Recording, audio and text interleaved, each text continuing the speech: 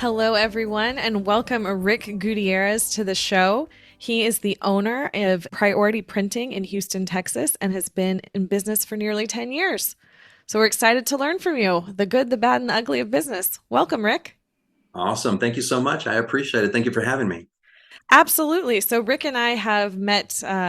We met through BNI networking group several years ago and have remained in contact. And Rick is one of the kindest people and such a great heart for service and truly helping people. So it's an honor to have you here and get to talk to you about this. Man, I need to take you everywhere I go. If I can get an introduction like that everywhere I go, it'd be amazing. And your check is in the mail, by the way. Appreciate it. Appreciate it. So what's going on? Well, I am just, the way that the current business is going, there's lots of businesses that are failing, that aren't making it through these tough times. And here you've been in business in 10 years in an industry that some would say is dying with the social media and streaming services and everything that we have that's digital. So I'd love to know your secret.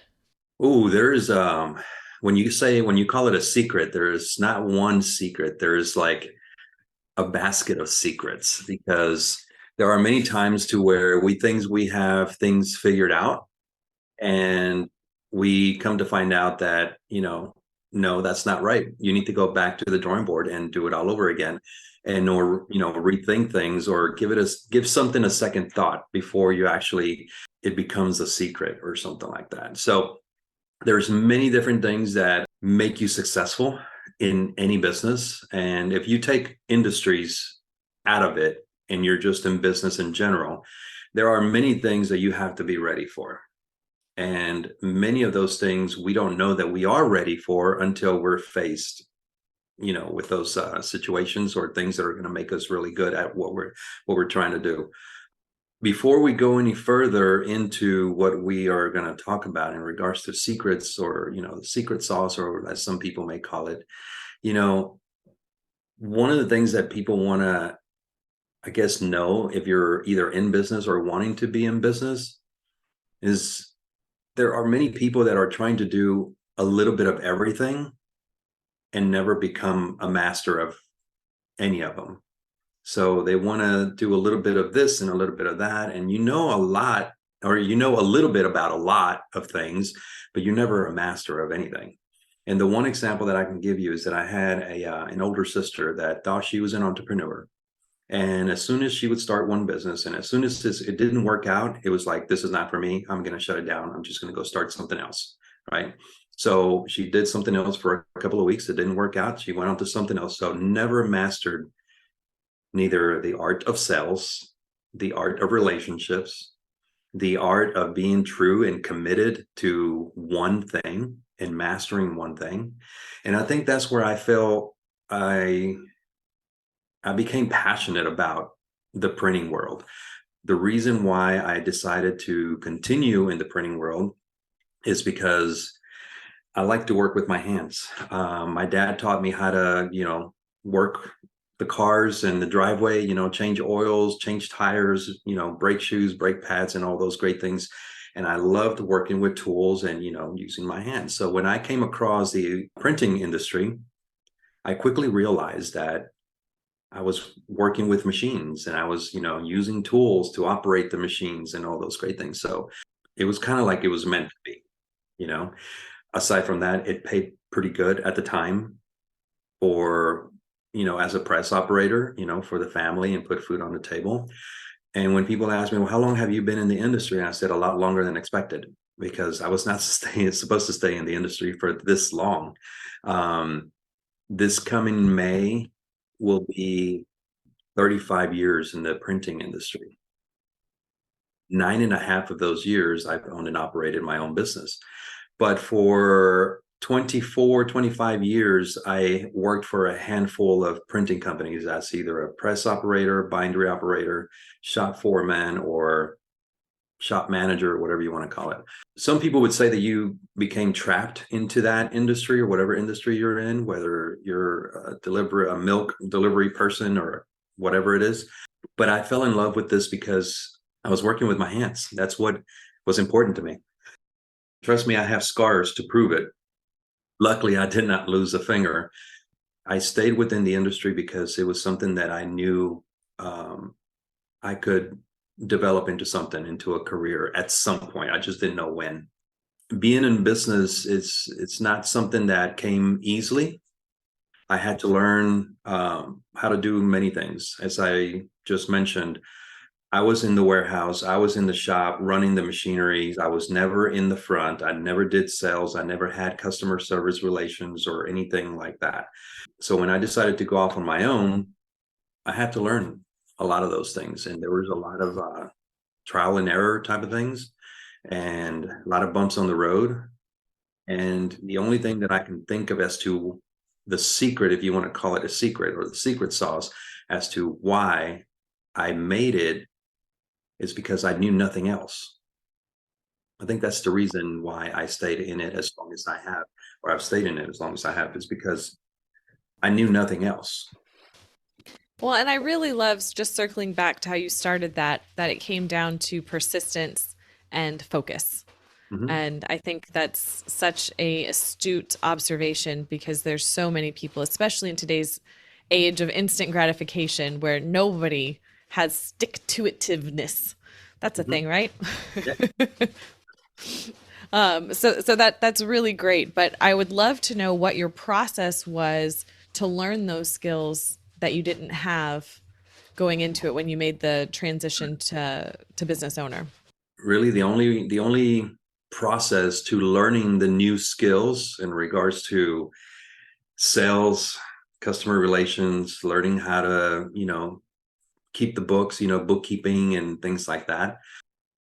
I knew how to do one thing, and I knew how to run the business from the production standpoint, right? So I could be in the shop all day long producing things, but when it came to running the business, I really had to dig deep and really ask myself if this is something that I really wanted to do. Because in order for me or anyone to launch and being a business owner, at very first, from my experience, you have to at least know a little bit about everything. And in my case, I didn't know anything. So I had to learn very quickly. There was a lot of late nights, a lot of, long weekends, being in the office and sacrificing some family time and things like that. But it was something that I had committed to do, because when I decided to go into business, the last company that I worked for just, they went belly up. And so after working there for about 8, 9 years, they closed their business, they shut their doors, everybody lost their job, their benefits and everything. So that's when I decided, I either go and start all over again and become a press operator somewhere else, and 10 years, from now, the same thing may happen, or I can try to do things on my own and see what happens, throw something at the wall and see if it sticks, type of thing.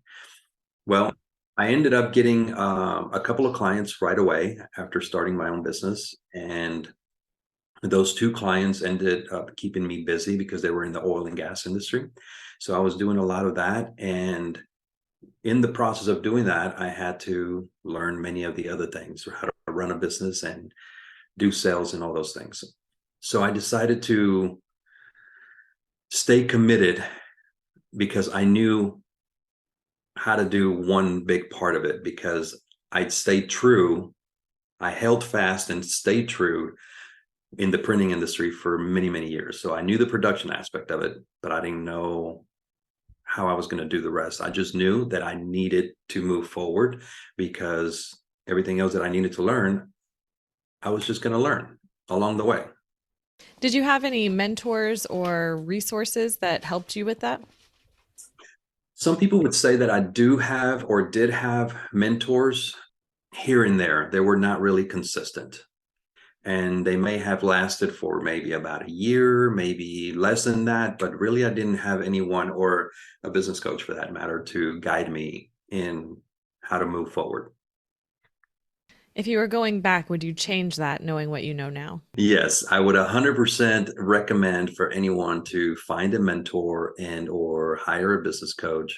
One thing that I will tell people all the time is that you don't have to learn everything. You don't have to know everything. The mistake that I made, I'd rather give you my mistakes rather than secrets, but I'll give you secrets as well.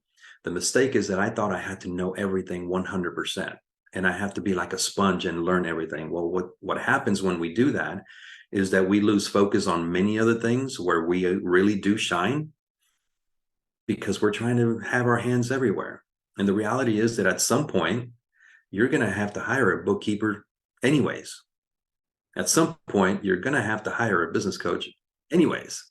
And you're going to have to find yourself a mentor anyways. So why not do it, from the beginning? So yeah, if I was to go back, I would definitely do things a little bit different. Something else that I heard you mention, about things that you didn't know. And I feel like when it comes to strengths and weaknesses, there are two schools of thought. There are people that think you need to improve your weaknesses. And then there's people that believe that you're already strong in certain areas. You should just focus there. What's your kind of philosophy on that? It just really depends on the person. I mean, Well, if how you're about for you specifically? for me specifically, like I said, at first I was 10 years younger. So I thought I could do everything. I thought I could spread myself out thin enough to where I still had control of everything. And I did for a little while. Or some would say, I think I did, but maybe I didn't. So I don't know. So my personal thought on that is, I don't know. It's difficult to answer, because there were many days or many weeks, or let's just say months. There was many months to where things were great, and you thought you were doing everything at 100%, and you felt really great, and you had your hands on everything. And then there were some months to where they were not as great, and you were like, okay, so what am I doing wrong? What did I do this month that I was doing right, and I'm not doing this other month that is not so great? But the reality is we're good at what we are good at. And the things that we are not good at, those things don't need to be good. They need to be great. You know what I mean? So if we're not great, for example, one particular aspect, if I'm not great at bookkeeping, I need to acknowledge that. I need to realize that and hire someone to make things great, not just be good, because good is not a good thing. Absolutely. being just being just good is not a good thing. Trust me, been there and done that.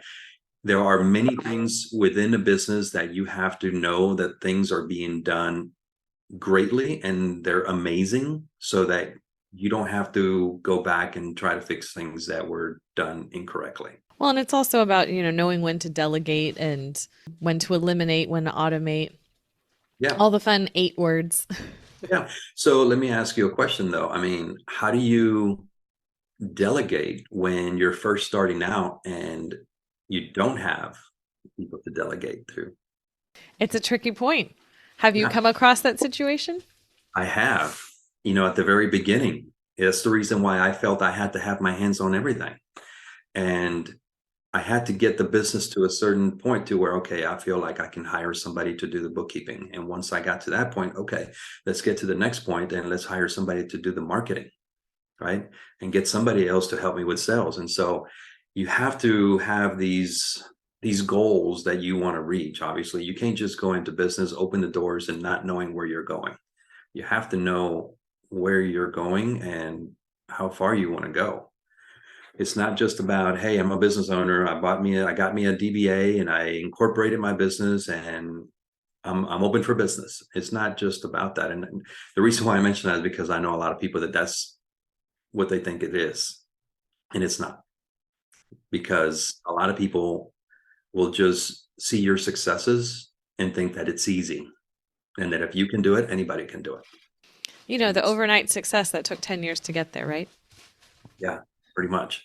So nowadays, people see, they may see the nice car, which is a company car, by the way, and they may see the vacations and here and there, but they are very well deserved vacations, because there were many years, and I'm talking many years, there was no vacations. So if you see me take one vacation, one really nice vacation here and there, it's because it's very well deserved. You know You've what I mean? earned it. Yeah, You've earned it. sure. So, what do you think is the biggest lesson that you've learned over the past 10 years? Um, Biggest lesson. I think that's an easy question to answer. The biggest lesson is to know that it's okay to say no. It is very, very okay to say no. It is also very, very okay to fire clients. Okay, tell me more about that. Well, in my industry, I can only speak for my industry, so I don't know about many others. But there are many, many people that have this misconception that printing is cheap. And for a lot of things, yeah, printing can be cheap. I mean, they advertise it on TV all the time. You want a set of business cards for your new business, you can get a set of business cards for only $9, $8, $7, whatever it may be, right? And you can. And I invite those people to go that route and go do that. And the reason why I do that is because they have these, nice looking templates on their website that you can choose this template, and then you just get to customize it with your name, your title, your phone number, email, and all those great things. You hit checkout, you get to pay with the credit card, and that file goes up to God knows where, because you don't know where their headquarters is. So someone down the line is going to get your file. They're going to hit file print, and whatever comes out comes out. And then you're going to get it in the mail. And by the time that you get it, there is a 50-50 chance that you may or may not be happy with the outcome. So at that point, what happens when you're not happy? There's a 1-800 number that has an automated service that you are going to have to call and stay on there forever and get a refund or whatever. Time wasted, right? So my point to all of this is that what has set us apart is that we don't hit file print. Our business does not have a fancy website where you get to go pick out a design that many other people will have the same design. It's very custom work. And we want if you have a design already ready, Catryn, I'm going to open that design. I want to know how that design was built, whether it's built in Illustrator or in Photoshop. Was it CMYK? Is it a Pantone color? How was it built? Because the more I know that file was built, the better I know how it was built by your graphic designer, the better I understand what your original idea for that brand, right? So that I can reproduce what your original idea is. And if there is an issue with the file, I'm going to call you and try to correct the file before I go file print. Does that make sense? It absolutely does. And it's so much more in depth and in detailed than I would have expected. With that said, my point in firing clients is that you have many clients that think that you're like this big conglomerate, corporate printing, national printing company, that think that it's easy and that it's cheap. And it's not. There's a cost for everything. And there is a cost for having your employees, your material cost, and overhead, and all of those great things. So I like to tell people that I am not a cheap printer, but I am not the most expensive printer either. I am like right in the middle, but you're going to get high quality products. And more importantly, you're going to get the most amazing customer service that you have ever seen, right? With that, I believe that 100% from you. with that being said, there are many clients that, even knowing all of that, they still want to haggle you, and they'll haggle you for $5. That's the type of client that I do not want. If they don't see the bigger picture, that is not the right client for me. And I'm more than happy to fire any client that has that type of mindset. Well, then tell us a little bit more about the ideal client.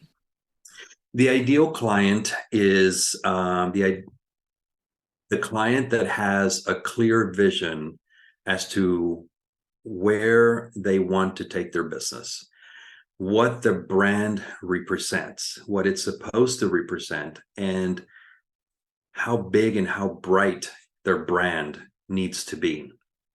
If I have someone in my office that comes to me and says, I need a logo for my brand new business, but I don't know. I'm thinking maybe browns or maybe teals or maybe in the orange. I don't want that client. They don't have an idea as to what they want. And if I was to charge them for graphic design so that I can build their logo, 9 times out of 10, they're not going to be happy with it. And they're going to have a million revisions to their brand, to their logo. Versus if you have an ideal client that, which is what I call an ideal client profile, or ICP, is someone who knows what they want, knows what it wants, they know what it needs to look like. They know where they're going to implement all of this brand, this logo, where they're going to advertise this logo, how they're going to advertise it, and they're 100% sure as to what the brand looks like. I'm talking about color-wise, the color palettes, what it's going to go on, how is it going to be advertised. This is someone who I feel is not only a visionary, but a vivid visionary. There's a very big difference between the two. Anyone can have a vision board that you walk by every single day and then you don't even look at it, but you had the vision of doing a visionary board. And so you have these great visions to do great things, right? But it takes a very great mind to put yourself in a vivid vision to make things come into reality, right?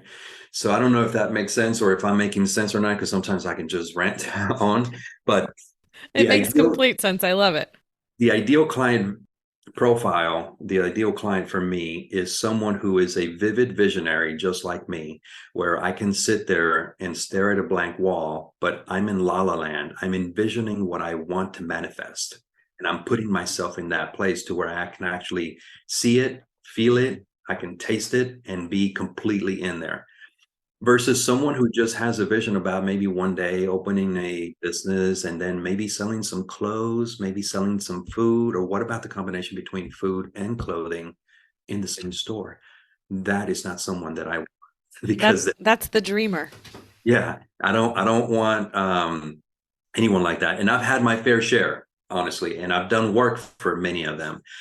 But as the years go by, you get to realize that your ideal client profile changes. Your ideal client profile that you're chasing or after, it changes. For example, right now, I'm very focused on the healthcare industry, hospitals, mainly, because did you know, this is a fun fact that I just pulled this up the other day. Hospitals spend $9.7 billion in marketing and advertising per year. That is a very surprising figure. For me, it was as well. And I was like, what? But yeah, so now I'm targeting healthcare industries, the healthcare industry, specifically hospitals, because they spent an enormous amount of advertising. So just to give you round numbers as to what this fun fact is, and this is kind of like a tie, 47% they pay to create, print, and send direct mail. Another 40% they use in either newspapers or magazine advertising. 41% use for email marketing, and then it just kind of breaks down slowly there. But $9.7 billion annually in marketing and advertising for hospitals, healthcare industry. So you have to imagine everything that they print, either large format or small format. Large format meaning billboards and all kinds of banners and different things for the outside of the hospitals.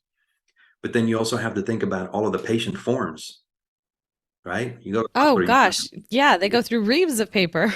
exactly. And then you take it even further. And then what about the staff training?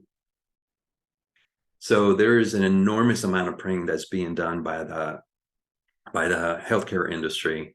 And that, as I mentioned, your ideal client profile when you're first starting out a business is one thing. And as you're growing your business, your ideal client profile starts changing. So it's going to get to a point to where I'm not going to be able to service, Joe Bob that's opening up a lawn, business, and he only wants 500 business cards, because it's not going to make sense for us anymore, right? I'll be more happy to refer him to somebody that can help him, but that's kind of like what we're targeting now and how we're moving forward. Well, and you mentioned something kind of offhandedly, but it sounds like there's a lot of vertical integration within your business, that it's not just printing, that you're offering these consulting services and the graphic design, and a lot more goes into it just than, here's the file, print it out. Did it always start that way, or did that vertical integration evolve over time? And was it a conscious choice? It was a conscious choice, and I'm going to tell you why. And some of your listeners may be wondering, well, how is that possible? How was he able to stay in business, particularly a printing company where you print stuff out and you have to hand it out? But there was a pandemic for about a couple of years or something like that, right? Yeah. So, yeah, I did business for about a couple of weeks, came to a halt. And yeah, right before the pandemic or before the pandemic, it was all, you know, printing collateral, brochures, postcards, flyers, banners, everything. But then the pandemic hit and it was kind of like, okay, so people are not going to be ordering things to hand out. Nobody's going to want to hand out anything. So we had to pivot a little bit. We had to think of how we were going to, you know, survive this thing if nobody wanted to print anything. And for a little while, yeah, presses came to a halt. There wasn't much being printed. So what we did, part of the consulting services, is that we've now integrated to where through the pandemic, we pivoted to where we started advertising and or targeting more graphic design services and created some packages for small business, small to medium business, to where we can sell packages of graphic design for those that are now or had been forced to advertise more and more online, whether it was a brand refresh or maybe come up with some content for social media or things like that. So where we ended up doing more graphic design throughout those year and a half, 2 years, which is something that we're now offering as well, not just, we didn't do away with it. So we had to creatively have these ideas of how we can put a gold package together or a silver package, a bronze package that gets you so many revisions on your brand new logo or your logo refresh or social media content and things like that. And then I also partner with a good friend of mine that I met through networking that is a videographer, and he and I kind of put our brains together. It's like, how can we, put packages together to where we offer graphic design slash, video for businesses. And so he and I, that's how we ended up, partnering, staying together and staying in business that way throughout the pandemic. We did, after a little while, found out that we were labeled as essential workers because the oil and gas industry really never stopped. And so I still had a lot of oil and gas work to do. So we went back to work, we went back to office, but yet at the same time, still offering these services for graphic design and video. Well, it's a great story of your evolution of a company, and what a great way to continue to offer new services to And then to people. your point a minute ago, to where it's evolved, we've pivoted and added many different services, one of them being, consulting services. And sometimes through these consulting services, we're able to win some business, and sometimes we're not. And we're just able to provide them with feedback on their project and then refer them to someone else that could potentially help them if we happen to not be in line with what their budget is. Oh, that's wonderful. So you're located physically here in Houston, and I, heard you mention people coming into your office. Do you also work with people outside of the Houston area? All the time through networking, I've met people from all walks of life and all over the US. And so one of the great things that also sets us apart is if there is ever an issue with anything that we do for you, you're not going to call a 1-800 number.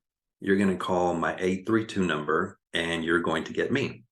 And I'm going to make sure that it gets taken care of and gets, we do the right thing. Along with that, our customers have always known that we are a completely turnkey type of business. So you provide us with your idea, We create it, we design it, we print it, we put it on anything that you want to put it on, and we also package and ship anywhere. So I have had virtual consultations with many clients from across the nation, and it's just through like this, a virtual, conference consultation, and we start from the very beginning and all the way to the end. So Do you think that's part of why you have business from all over the country is that special touch that you put on it? Do you think that sets you apart, or is there something else that sets you apart? I think that may be the bigger part, but the other part is also ensuring that your message to every single client comes across very clearly. You cannot just be for business. You have to be for people first and foremost. So, what's your message? My message is to ensure that your clients always know that you are being transparent. One, I would say be likable. You have to be likable in order for people to do business with you, right?